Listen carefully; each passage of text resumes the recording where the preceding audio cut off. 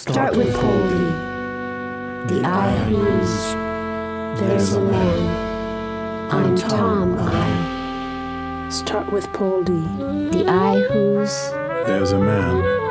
I'm Tom, I. Start with Poldy. She's a vacant, shiny surface. Story can't be told in first person. Poldy is an idol. In the mirror I saw her in the shop window, had never seen someone like that before. And she wasn't doing anything special, was just fixing everyone's chairs and exposing different angles of her body, which was thin but round, in amazing long curves going up and down, except for the belt of "Here I am," right around the hips, and then protruding really full breasts. Clothes, nothing special, the usual these days, jeans, black, t-shirt showing glimpse of belly, skin, and underwear, the crazy thong more or less matching the slinky slides insolently shuffling along. None of this, for sure, would have mattered if it weren't for Poldy's face. God, is it fair a woman like that with such... The eye who's seeing this is Sarah. It's me who's watching Poldy strutting. I'm the one who's writing here, the one who thought of this quartet. It all came on one day in August, when I was sitting sweetly as usual, dealing with the fact that I have hair, in the corner at the beauty shop. When you look close, you'll see I'm beautiful, but nothing about me stands out, except for very often my hair. That's soft and brown and messy curly. Everybody likes it, just like they like me, and wonder what I'm all about. I live in an apartment in Brooklyn. I'm trying to figure out what to do. For now, I'm still going to school, trying to become a writer, studying. There's a man across the aisle, Johannes, who is looking both at Me? and Poldy. He's a customer I guess. of Poldy. In any case, she's fixing his chair. He's struck for sure Like I am. by her beauty and wondering what she's doing, shuffling around the shop when she could be a top model, making billions in a deeper hall of mirrors. Mirrors. Johannes can't help thinking things like that because his job's about exchanging values. You guessed it, he's a kind of banker. The upscale kind that's always wearing suits to no one knows just where. Anyway, he's thinking, Poldy on his shelf, that would be a nice trophy. But at the same time, there's a nagging thought nipping at his sandy brown. I'm Tom. I am afraid of hairdressers, but have decided I should cut my hair. I've come here cause it looks decent, calm, composed, concerned with only form, removed a bit from all the frenzy. My hair's too long to be a real composer's. Everyone will think I want to look the part of someone really dreamy, when that's not what I want. I just want to make things sound right, stand up to what I need to know but can't express, or find another way. I don't much care how good I look, except I do not want to look flaky or spaced out.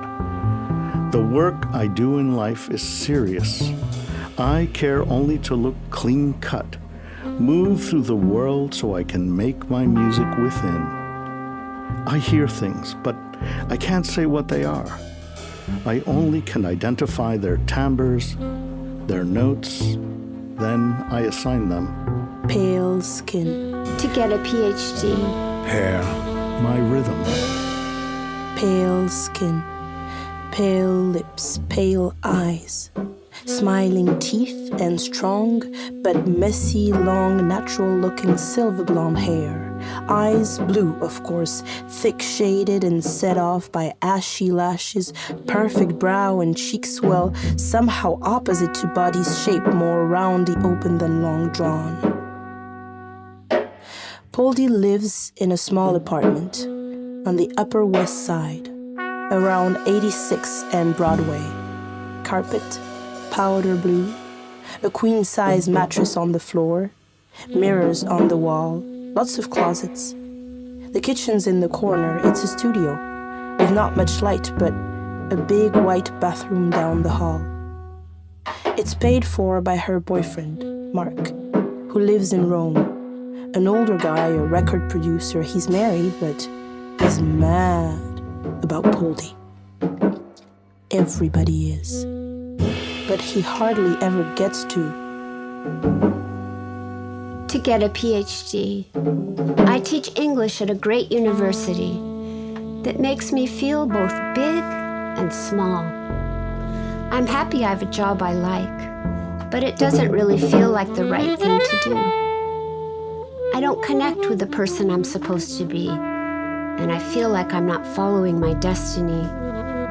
Instead, it's like I'm always putting everything on hold, waiting for my right moment, which I realize might well never come, and my life will be a big wasteland, the desert, the emptiness from which I sprang, instead of a delicate monument, a whisper of comfort to all who come saying, yeah, this life is worth it. Not for itself like my mom once said, but for that something which is magical, singing. Hair, what good to me is all this money? What's the point of all her gold? That's when his gray eyes get a glimpse of Sarah, who sits there like an answer to all questions he's decided he should put on hold. Johannes is in fact from Germany. I heard him saying that to Polly when he first struck up a conversation that first day when she sat him smiling in his chair. He noticed that she had an accent even by the way she said hello, and figured she was Scandinavian, gorgeous, blonde, more delicate than girls in Germany, far prettier than most in USA. He thought she didn't realize her own worth and set out from the first moment. My rhythm, my dynamics.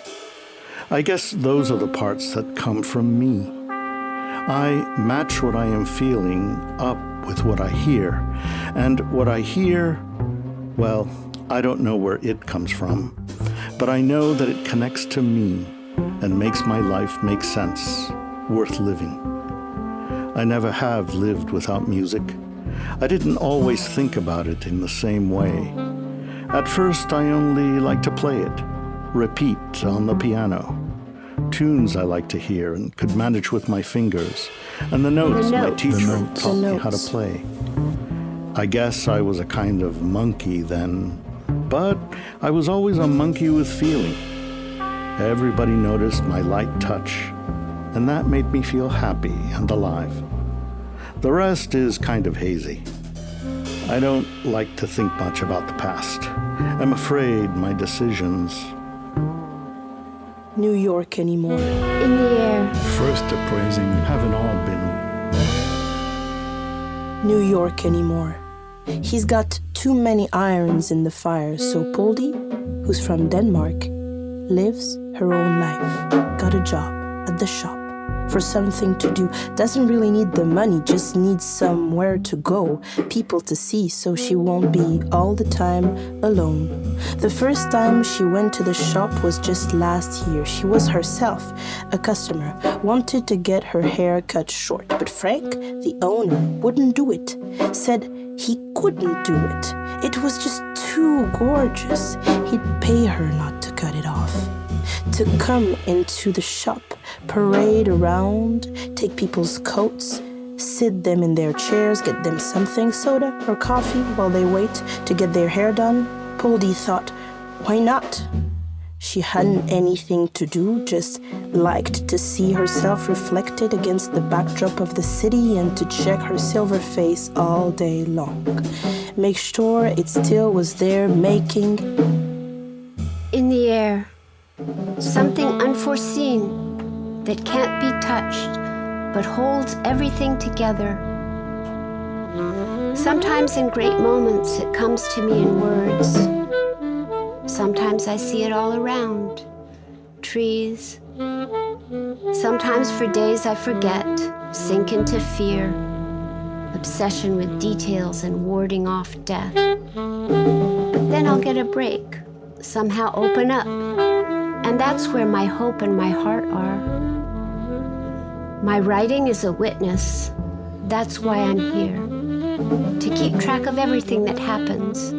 Here, in this shop. This shop. Where everything like Poldy is materially firm, shiny, hard, metallic, or soft and pink to touch, where the magic is well nigh invisible.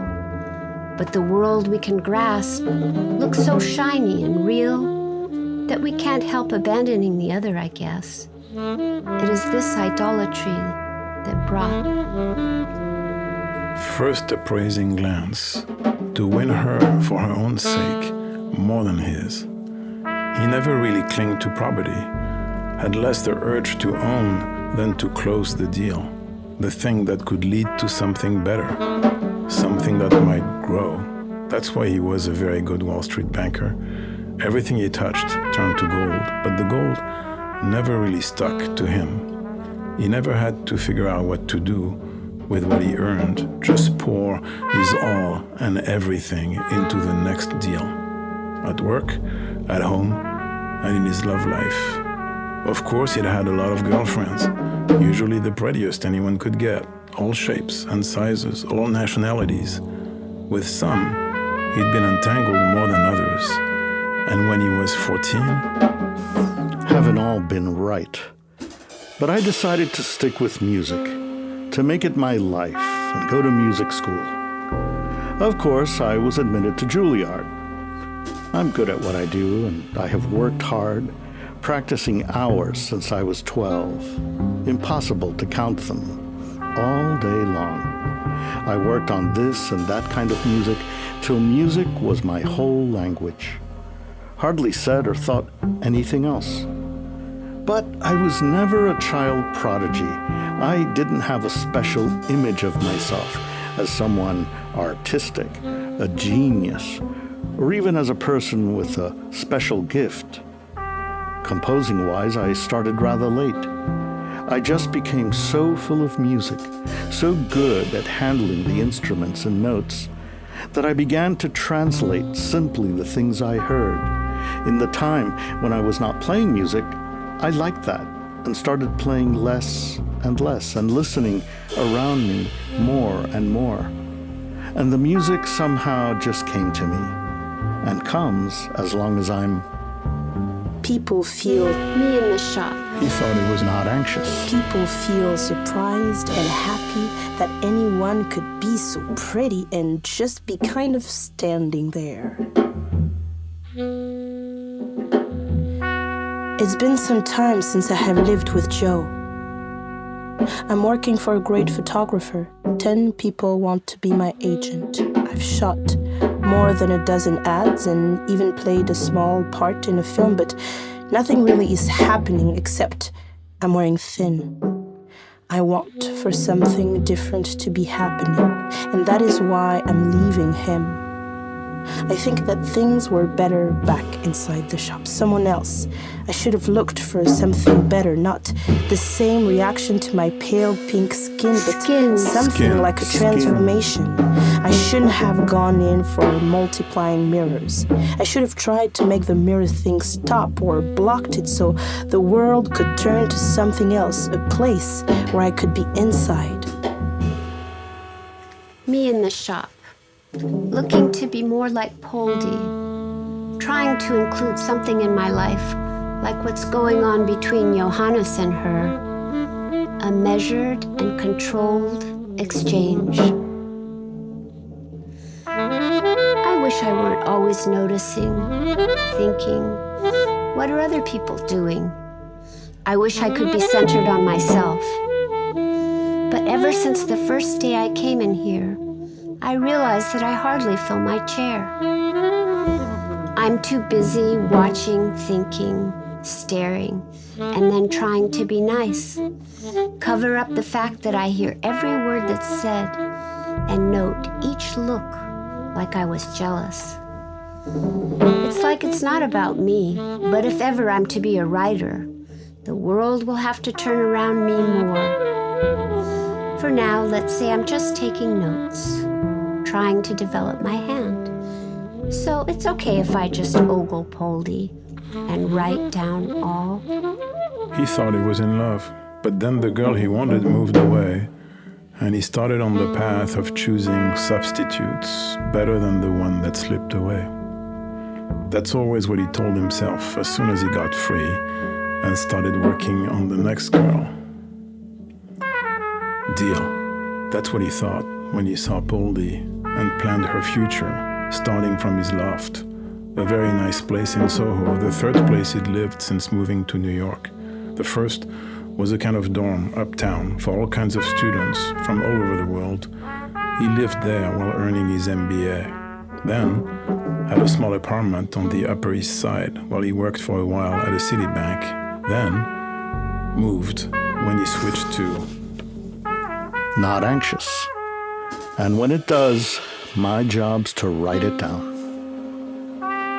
Not everything I hear is dark, you know. It's just that darkness is easier to float in, to get your bearings in and your grip. It feels, well, more substantial and deeper than light that never really shines from something within. You have to get empty if you want to feel light. So it's always kind of permeating, chasing you out of wherever you have been. That's why we musicians like to linger in the dark. It's easier to walk around down there, pick up sticks and relate to other people's, sympathize with others' beleaguered, lost souls who, just like our own, have been rummaging, not knowing where to go or just not wanting to move forward in time. Darkness is a place to stop. I know when I feel nothing, perfectly okay. It has to be an overcast, gloomy day with something really bad threatening. There was, I think, The moves, the men. Wall Street. Giving the horizon. There was, I think, I saw one man in the shop who didn't ever really see me. No matter what time of day it was or how many times he came in, it was weird. Like he was blind, didn't have eyes except maybe to worry about his hair and shy away from what that small woman thought, with her dark and judging eyes always hiding in her fluffy bangs. If I could maybe go back, make him look at me, then perhaps I could start something. Begin to step away from surfaces, think and feel I'm real instead of only standing like a statue, happy just to be projected. Never thought I'd feel so hollow. Would need somebody else to fill me from inside, but now I think I do. His name was Tom.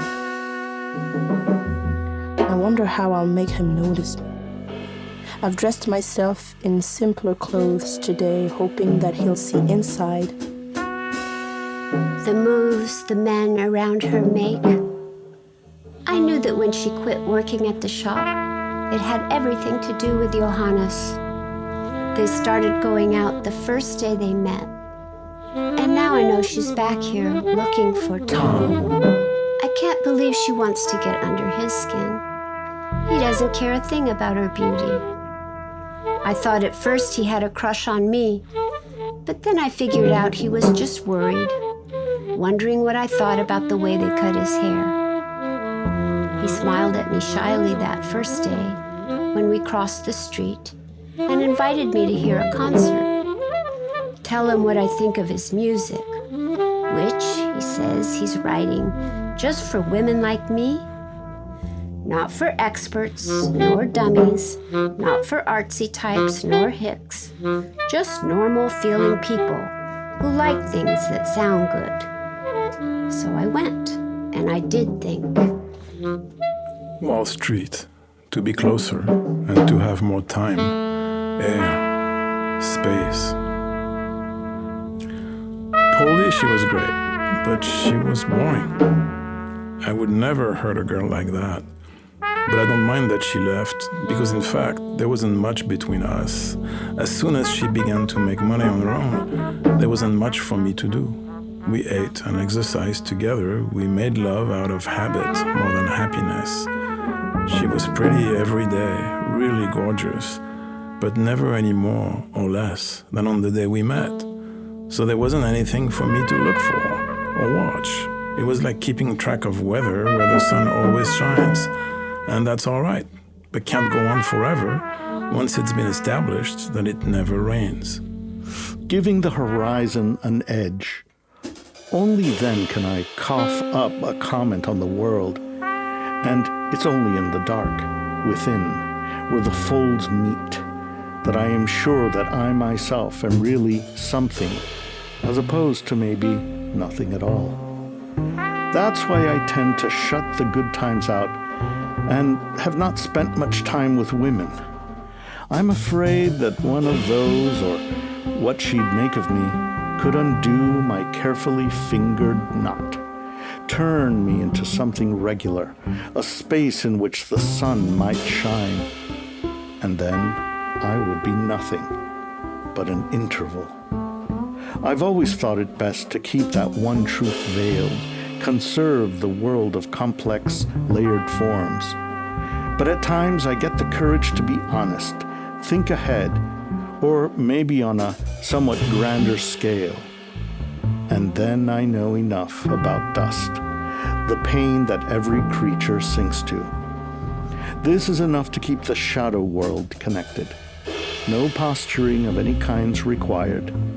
It always cinches end of tragic plot. Perhaps a greater depth then, and something true could grow if I myself would. I need for It was beautiful. That every day can Let the sun in. I need for him to make something out of me. Something that's not tangible, firm, or real, something that will float and carry him into my arms. I heard his voice. His throat pained me. I wanted to clasp my hands around his neck. I saw the shifting darkness in his eyes. I wanted to fix them with my own. I can't abide his looking elsewhere anymore. I need for him to come to me. Supposing that I risk everything, tell him with my eyes how I'm feeling, why I came back to this bloody shop. Would he reject me for some other plainer girl who he thinks would have more heart?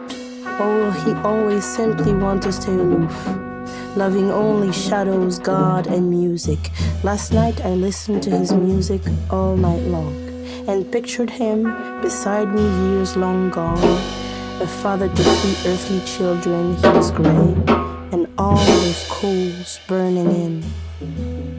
It was beautiful. And I kind of like Tom. But I think he's too caught in himself for me. He never even noticed Poldy. So maybe he's not really interested in girls. Anyway, he's got to be strange. I wonder what has happened to Johannes. I wonder if he's found a new girlfriend. He smiled at me the last time I saw him in the shop. And once I thought he had a question that was meant somehow for me. But I really do not know that guy from Adam. Maybe I'll ask Poldy how he is and why she's back here working at the shop. She could not believe her good fortune. The day that she was going to ask Poldy, he was right there, Johannes, standing in the shop, giving Poldy her messages and mail. But he didn't seem to care about Poldy. No, he kept turning his eyes towards Sarah, looking at her, smiling at her. that every day can be as productive as the last. Even Poldy noticed this and wanted something else to happen. I guess that's why she went back to the shop. It made things look like she'd been through a crisis, a depression, or a spiritual awakening of sorts. At least if she moved backwards, she moved somewhere. instead of always standing around. I think I'll go back there tomorrow, look for her, and ask her how she's doing. Give her all her messages and mail. Maybe even cut my hair and see if I can buy some pot off Frank. Maybe I will see that small brunette who was always staring hard at Poldy. I wonder if she ever smiles. Her little body's interesting. I think she's there a lot. She always looks mixed up, like... Let the sun in. Let my whole insides be gilt with gold. Forget about containment and dark spirits, and let my body live in light. That's when his eyes caught their first sight of Poldy, who had helped him many times before to settle in with milk and coffee. He saw that there was milk also on her lips that parted in a tiny, brilliant smile. Smile. Smile. He was minding his own business. Yes, he was. When he saw her at the shop that morning, those clothes, those shaven eyebrows, milk drops on her lips. At first he thought she must be there to clean.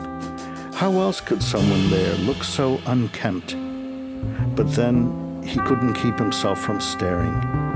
She looked familiar, standing there, but like no one he'd ever seen. She smiled just a little when she wiped her mouth and looked at him, well, kind of helpless. Her hair was weirdly pinned and her big black shoes were clunkier than mother's. His eyes. And when There's a problem.